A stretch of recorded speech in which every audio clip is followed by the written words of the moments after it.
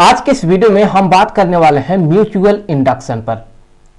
देखिए, इससे पहले जो है हमने एक वीडियो में जो है सेल्फ इंडक्शन पे बात किया है, तो बेहतर होगा कि आप उस वीडियो को एक बार देख लें और उसके बाद जो है इस वीडियो को देखें।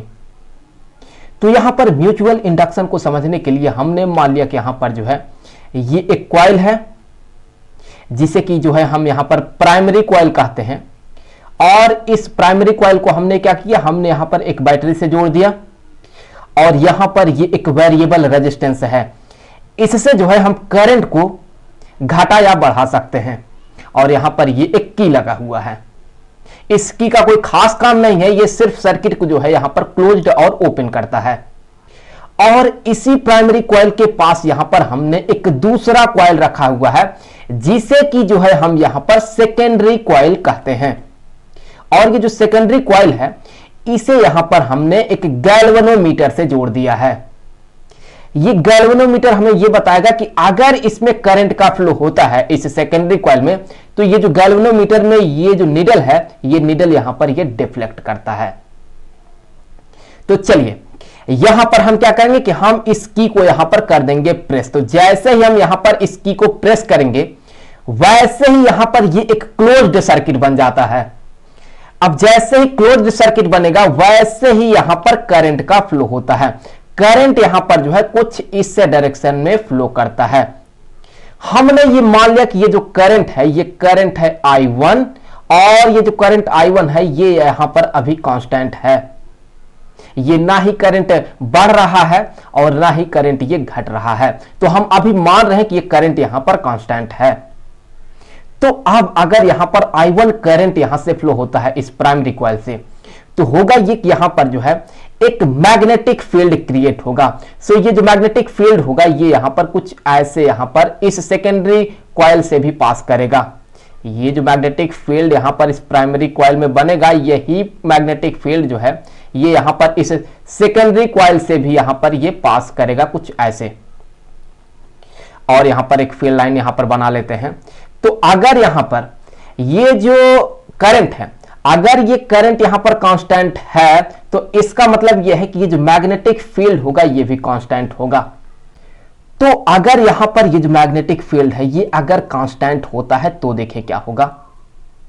यहां पर यही मैग्नेटिक फील्ड लाइन इस जो है सेकेंडरी कॉइल से भी पार कर रहा है। तो हम कहेंगे कि यहां पर इसके हर एक फेरे से लिंक यहां पर मैग्नेटिक फ्लक्स है। अब चूंकि मैग्नेटिक फील्ड यहां पर कांस्टेंट है, तो फिर हम कहेंगे कि यहां पर जो है मैग्नेटिक फ्लक्स भी कांस्टेंट है। दैट मीन इस सेकेंडरी कॉइल से एसोसिएटेड जो मैग्नेटिक फ्लक्स है वो चेंज नहीं हो रहा है। तो अगर यहां पर कोई भी मैग्नेटिक फ्लक्स में चेंज नहीं होता है इस सेकेंडरी कॉइल में, तो फिर यहां पर कोई भी ईएमएफ इंड्यूस्ड नहीं होगा। और जब यहां पर ईएमएफ इंड्यूस्ड नहीं होगा तो फिर इसमें कोई भी सेकेंडरी कॉइल में करंट का फ्लो भी नहीं होगा, और हमें जो है यहां पर इस गैल्वेनोमीटर में कोई भी डिफ्लेक्शन देखने को नहीं मिलेगा।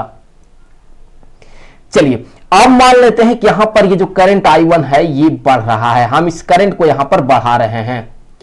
तो अगर हम यहां पर ये जो करंट I1 है, अगर हम इस I1 को बढ़ाते हैं, अगर हम इस करंट I1 को यहां पर बढ़ाते हैं, तो क्या होगा कि यहां पर जो मैग्नेटिक फील्ड बन रहा है ये मैग्नेटिक फील्ड भी बढ़ेगा। तो चलिए उस मैग्नेटिक फील्ड को हम डिनोट करेंगे यहां पर B1 से। तो करंट जैसे ही बढ़ेगा वैसे ही ये जो मैग्नेटिक फील्ड B1 है ये भी यहां पर बढ़ेगा। अब अगर मैग्नेटिक फील्ड बढ़ता है तो फिर देखें यहां पर इस सेकेंडरी कॉइल से लिंक ये जो मैग्नेटिक फ्लक्स है φ2, चलिए φ2 जो है ये हम मान रहे हैं कि ये हर एक फेरे से लिंक यहां पर मैग्नेटिक फ्लक्स है। यहां पर मैं फिर से बता दूं कि ये इस सेकेंडरी कॉइल का टोटल मैग्नेटिक फ्लक्स नहीं है, बल्कि इसके हर एक फेरे से लिंक यहां पर मैग्नेटिक फ्लक्स है। क्योंकि मैग्नेटिक फील्ड बढ़ रहा है तो ऑब्वियस सी बात है कि यहां पर ये जो हर एक फेरे से लिंक मैग्नेटिक फ्लक्स φ2 है ये भी यहां पर बढ़ेगा। तो अब अगर ये मैग्नेटिक फ्लक्स यहां पर बढ़ रहा है तो हम ये कहेंगे कि अब सेकेंडरी कॉइल से लिंक जो मैग्नेटिक फ्लक्स है वो चेंज हो रहा है। और हमें पता है फैराडेज लॉ से कि अगर कहीं पर जो है किसी कॉइल से लिंक मैग्नेटिक फ्लक्स चेंज होता है तो फिर उस कॉइल में एक ईएमएफ इंड्यूस्ड होता है। जिसके कारण जो है उस कॉइल में एक करंट का फ्लो होता है जिसे कि हम इंड्यूस्ड करंट कहते हैं।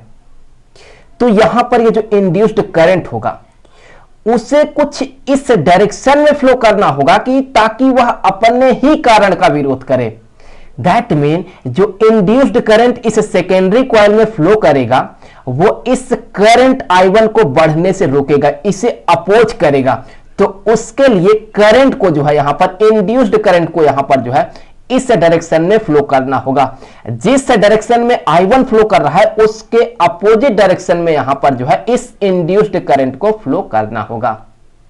तो अगर इंड्यूस्ड करंट यहां पर इस डायरेक्शन में फ्लो करेगा तो फिर गैल्वेनोमीटर में जो हमें यहां पर डिफ्लेक्शन देखने को मिलता है, ये डिफ्लेक्शन हमें कुछ इस डायरेक्शन में देखने को मिलता है। दाहिनी ओर ये जो नीडल है ये डिफ्लेक्ट कर जाता है।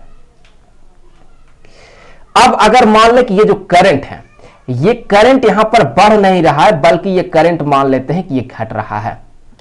अब अगर ये करंट यहां पर बढ़ नहीं रहा है बल्कि ये करंट अगर घट रहा होगा तो फिर ऑब्वियस सी बात है कि ये जो मैग्नेटिक फील्ड है ये भी यहां पर घटेगा, और जब मैग्नेटिक फील्ड घटेगा तो फिर ये जो मैग्नेटिक फ्लक्स है ये भी यहां पर घटेगा। अब मैग्नेटिक फ्लक्स घटे या बढ़े, हम कहेंगे कि यहां पर मैग्नेटिक फ्लक्स जो है वो यहां पर चेंज हो रहा है। तो अगर यहां पर मैग्नेटिक फ्लक्स एक बार फिर से इस सेकेंडरी कॉइल से लिंक जो है वो चेंज हो रहा है तो एक बार फिर से यहां पर जो है हमें एक ईएमएफ इंड्यूस्ड देखने को मिलेगा। दैट मीन यहां पर हमें एक बार फिर से जो है इंड्यूस्ड करंट देखने को मिलेगा।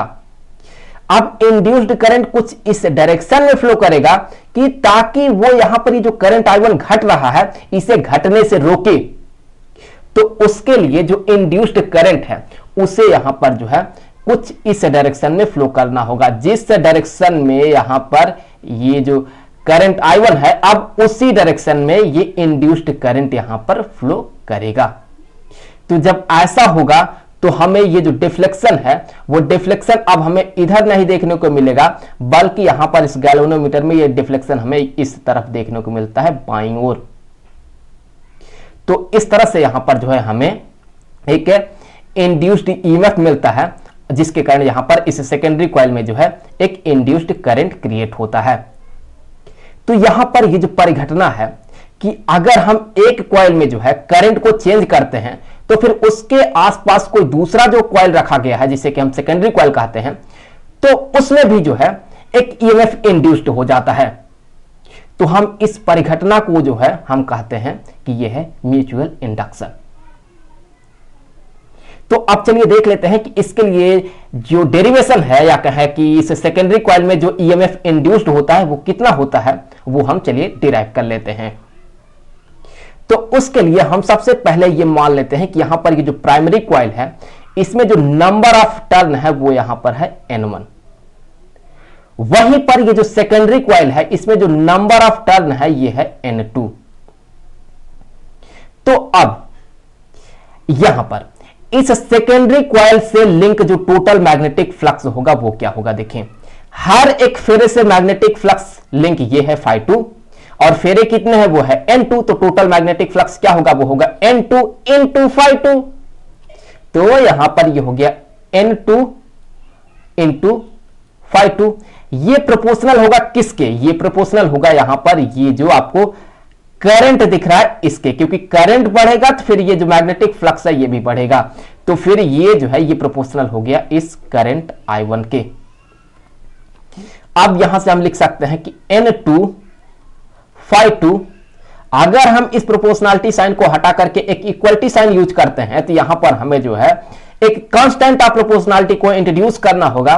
तो चलिए उस कांस्टेंट ऑफ प्रोपोर्शनलिटी को हम यहां पर इंट्रोड्यूस करेंगे कैपिटल लेटर M से, इनटू यहां पर ये जो I1 है वो। तो यहां पर ये जो एक कांस्टेंट आपको दिख रहा है इस कांस्टेंट को कहा जाता है ये है कोएफिशिएंट ऑफ म्यूचुअल इंडक्शन या फिर इसी को हम कहते हैं ये है म्यूचुअल इंडक्टेंस।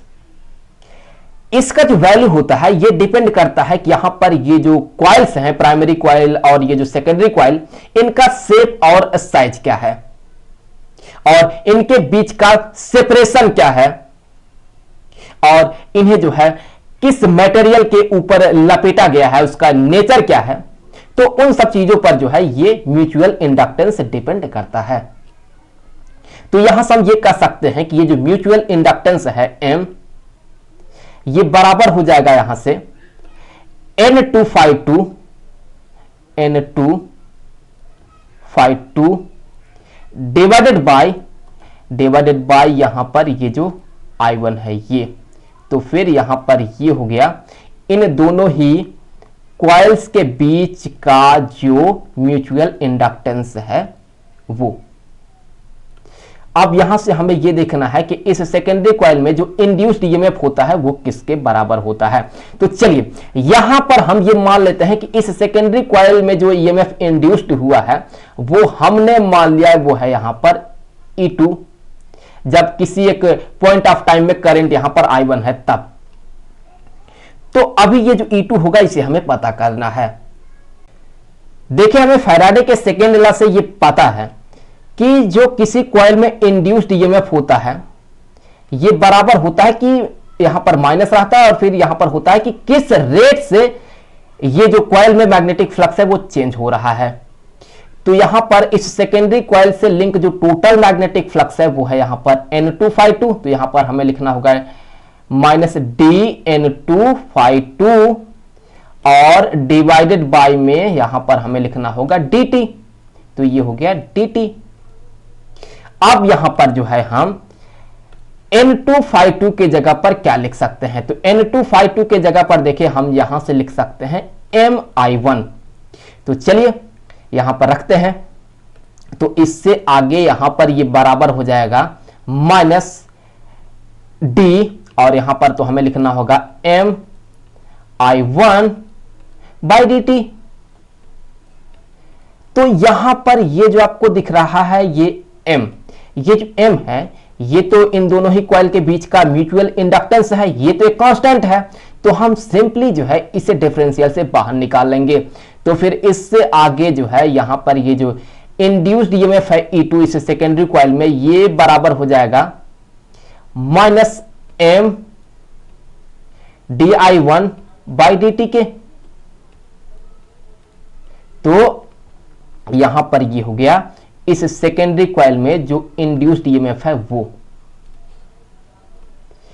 तो यहां से एक चीज तो ये क्लियर है कि यहां पर ये जो di1 है अगर ये कांस्टेंट होता है, ये चेंज नहीं होता है, तो अगर यहां पर समय के साथ ये करंट चेंज नहीं होता है तो फिर ऑब्वियस सी बात है कि ये जो पूरा का पूरा फैक्टर है ये जीरो बन जाएगा।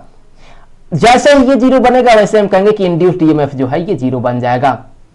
इसलिए अगर यहां पर ये जो I1 है ये अगर चेंज नहीं होता है, ये एक कांस्टेंट हो जाता है, तो फिर उस केस में यहां पर इस सेकेंडरी कॉइल में जो है जो इंड्यूस्ड ईएमएफ होगा वो जीरो होगा और यहां से कोई भी करंट का फ्लो भी नहीं होता है। और यहां पर एक बात और कि ये जो निगेटिव साइन है ये हमें देखें क्या इंडिकेट करता है, ये इंडिकेट कर रहा है कि ये जो इंड्यूस्ड ईएमएफ बनता है इस सेकेंडरी कॉइल में वो हमेशा इस करंट I1 को जो कि यहां पर अपीयर कर रहा है ये इस करंट I1 को हमेशा जो है ये अपोज करता है। दैट्स वाई यहां पर ये नेगेटिव साइन है। तो मुझे उम्मीद है कि ये वीडियो आपके लिए काफी हेल्पफुल रहा होगा। अब अगले वीडियो में जो है हम म्यूचुअल इंडक्शन से ही रिलेटेड किसी दूसरे टॉपिक पे बात करेंगे। तो मिलते हैं आपसे अगले वीडियो में।